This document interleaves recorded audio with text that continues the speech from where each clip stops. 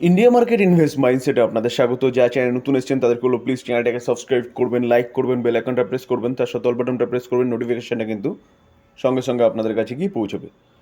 Sir just কিছুক্ষণ আগে 20 minute আগে কিন্তু একটা ভিডিও আপলোড করেছি যেখানে একটা স্টক স্প্লিটের নিউজ পাওয়া যাচ্ছে 1:2, অর্থাৎ একটা যার শেয়ার আছে তারা কিন্তু আরেকটা শেয়ার পাবে। এই কোম্পানিটা কিন্তু তার রেকর্ড ডেটও ডিক্লেয়ার করে দিয়েছে। ফাটাফাটি কোম্পানি, যে কোম্পানিটা 5 বছরে 114 গুণ রিটার্ন বানিয়ে দিয়েছে। ভাবতে পারছেন? রিনিউয়াল সেক্টরের কোম্পানি, যারা দেখেননি তারা কিন্তু প্লেলিস্ট থেকে দেখে নিতে পারেন। ইনভেস্টমেন্টের জন্য বেস্ট কোম্পানি, যেটা এখনও পর্যন্ত আন্ডার ভ্যালু চলছে।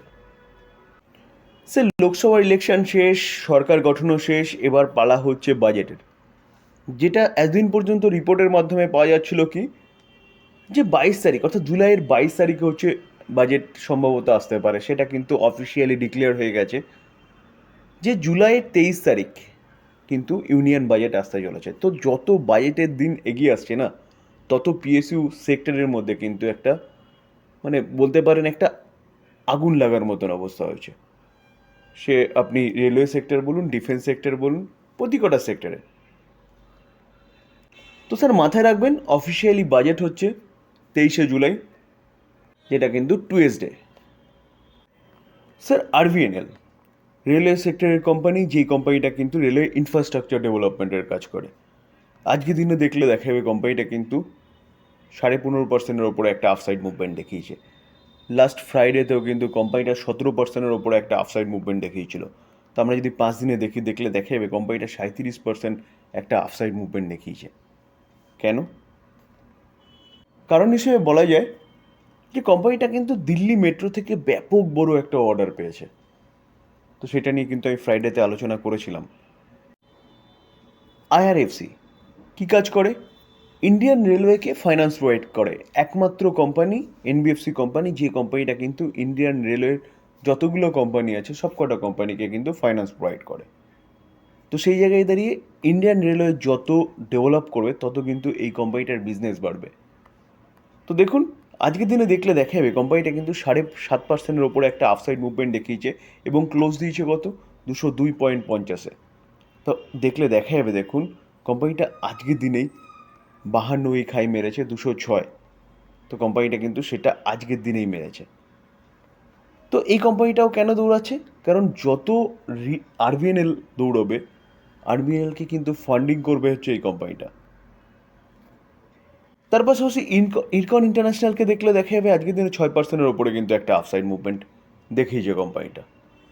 এই কোম্পানিটাকেও দেখলে দেখা যাবে লাস্ট 5 দিনে কোম্পানিটা প্রায় 20%-এর কাছাকাছি আফসাইড মুভমেন্ট দেখিয়েছে। একইভাবে রেড টেলও কিন্তু ভালো আফসাইড মুভমেন্ট দেখিয়েছে। দেখুন আজকের দিনে দেখলে দেখা যাবে 2.5%-এর ওপরে কিন্তু একটা আফসাইড মুভমেন্ট দেখিয়েছে কোম্পানিটা।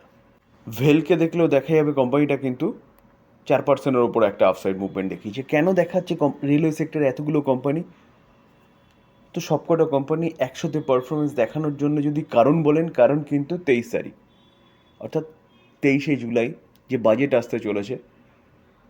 তো রেল কিন্তু এক্সপেক্ট করছে ব্যাপক একটা ক্যাপেক্স কিন্তু রেলের আসতে চলেছে, যার জন্যেই এতটা আফসাইড মুভমেন্ট দেখাচ্ছে। তার পাশাপাশি বলতে পারেন আরবিএনএল বলুন, ইরকন ইন্টারন্যাশনাল বলুন, ইন্ডিভিজুয়ালি তো অর্ডার পাচ্ছি। তো সেই জায়গায় দাঁড়িয়ে কিন্তু এই কোম্পানিগুলো রাডারে রাখতে পারেন বাজেট পর্যন্ত। স্যার আরেকটা জিনিসও মাথায় রাখবেন, যে কোম্পানিগুলো কিন্তু প্রচুর আফসাইড মুভমেন্ট দেখিয়েছে হেভি রিসেন্ট টাইমে। তো সেই জায়গায় দাঁড়িয়ে ফ্রেশ ইনভেস্টমেন্টের কথা কিন্তু একদম বলবো না। কোম্পানিগুলো রাডারে রাখতে পারেন, কেন বলছি? কারণ যদি নতুন বাজেট আসে এবং বাজেটে যদি ব্যাপক একটা ক্যাপেক্সের অ্যানাউন্সমেন্ট করে, তখন কিন্তু এই কোম্পানিগুলো নিয়ে চিন্তাভাবনা করতে পারেন নেক্সট 5 বছরের জন্য, লং টার্ম ইনভেস্টমেন্টের জন্য। কারণ কারণ এখন যদি বাজেট ইনভেস্টমেন্ট করেন এবং বাজেটে যদি তেমন কিছু না আসে, মার্কেট যা এক্সপেক্ট করছে, যেরকমভাবে কোম্পানিগুলো দৌড়েছে সেরকমভাবে কোম্পানিগুলো কিন্তু পড়তে পারে। এটা মাথায় রাখবেন স্যার। আর যারা স্যার ইনভেস্টেড রয়েছেন তারা আরামসে ইনভেস্টেড থাকতে পারেন, কারণ খুব ভালো একটা রিটার্ন কিন্তু অলরেডি কোম্পানিটা বানিয়ে দিয়েছে, ভবিষ্যতে আরও বানাতে পারে। Sir Indian renewable energy development agency limited অর্থাৎ ইরেডা দেখলে দেখা যাবে কোম্পানিটা কিন্তু 7.5%-এর কাছাকাছি একটা আফসাইড মুভমেন্ট দেখিয়েছে আজকে। তো লাস্ট 5 দিনে দেখলে দেখা যাবে এই কোম্পানিটা কিন্তু 26%, এবং এক মাসে দেখলে দেখতে পারবেন কোম্পানিটা 38% একটা ভালো আপসাইড মুভমেন্ট দেখিয়েছে। কিছুদিন আগে কোম্পানিটা তার কোয়ার্টার ওয়ানের রেজাল্টের আপডেট দিয়েছিল। সেই আপডেটে কিন্তু কোম্পানিটা ইয়ার অ্যান্ড ইয়ার বেসিস কিন্তু ব্যাপক একটা লোন বুকের গ্রোথের কথা বলছে, বিজনেস ভালোর কথা বলছে। তো এখন কিন্তু এই কোম্পানিটা নিয়ে আরেকটা নিউজ পাওয়া যাচ্ছে যে কি 12ই জুলাই, অর্থাৎ আজকে হচ্ছে 8, 4 দিন পরেই কিন্তু কোম্পানিটা তার কোয়ার্টার ওয়ানের রেজাল্ট ডিক্লেয়ার করতে চলেছে।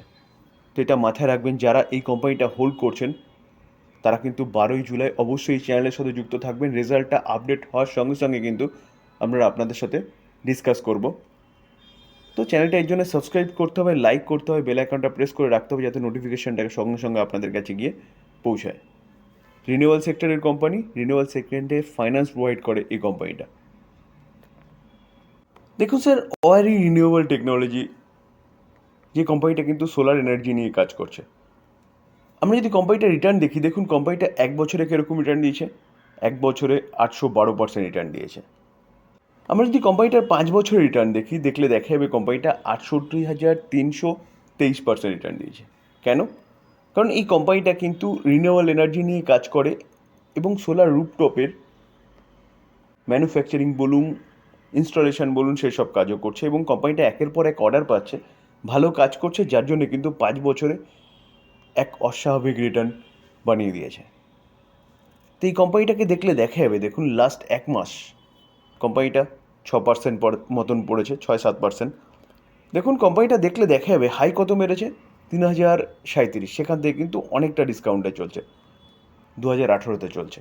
আমরা যদি 6 মাস দেখি এবং দেখলে দেখা যাবে, দেখুন কোম্পানিটা প্রায় 30%-এর উপরে কিন্তু নিচে চলছে এখন। তো এই কোম্পানিটা আজকে হঠাৎ 5% আপার সার্কিট মেরেছে কেন?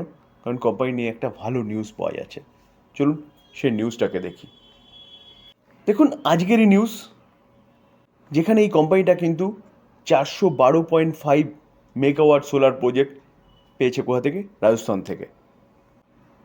8ই জুলাই, জাস্ট 2 PM নিউজ কিন্তু। দেখুন কোম্পানি কি বলছে, the project will be set up on engineering বলুন, প্রোকারমেন্ট বলুন এবং কন্ট্রাক্ট বেসিস। এটা কে বলছে? এটা কিন্তু কোম্পানি বলছে। তো এই কোম্পানিটা কোয়ার্টার 4-এর রেজাল্ট বেরোনোর পর থেকে কিন্তু নিচে এসছে। কারণ কি? কারণ ইয়ার বেসিস কোম্পানি তো ভালো পারফরমেন্স করেছিল, কিন্তু কোয়ার্টারলি কোম্পানির পারফরমেন্স একটু পুয়ার হয়েছিল, যার জন্যে মার্কেট কিন্তু পানিশড করেছে কোম্পানিটাকে এবং 6 মাস দেখলে দেখা যাবে কোয়ার্টার 4-এর রেজাল্ট বেরোনোর সঙ্গে সঙ্গে কোম্পানিটা কিন্তু নিচে এসছে। তো স্যার এই কোম্পানিটা কিন্তু এতটা নিচে এসছে, এই কোম্পানি নিয়ে এখন চিন্তাভাবনা করতে পারেন ইনভেস্টমেন্টের জন্যে। কারণ কারণ সোলার এনার্জি বলুন বা রিনিউয়েবল এনার্জি বলুন এখন জাস্ট কিন্তু শুরু। এই কোম্পানিটা অনেক দূর পর্যন্ত এগোতে পারে, যেখানে কোম্পানিটা 30% ডিসকাউন্টে চলছে। তো স্যার ডিসক্লেমার দিয়ে রাখি, আমি কোনো বাই সেল রেকমেন্ডেশন দিচ্ছি না। কোম্পানির সম্বন্ধে ভালো নিউজ পাওয়া যাচ্ছে, সেগুলো নিয়ে আলোচনা করলাম, এটাকে বাই সেল রেকমেন্ডেশন একদম নেবেন না। আলোচনা এই পর্যন্ত। যদি ভালো লাগে, যারা চ্যানেল নতুন এসেছেন তাদের বলো প্লিজ চ্যানেলটাকে সাবস্ক্রাইব করবেন, লাইক করবেন, বেল আইকনটা প্রেস করবেন, তার সাথে অল বাটনটা প্রেস করবেন, নোটিফিকেশনটা কিন্তু সঙ্গে সঙ্গে আপনাদের কাছে গিয়ে পৌঁছাবে। থ্যাংক ইউ, ভালো থাকবেন।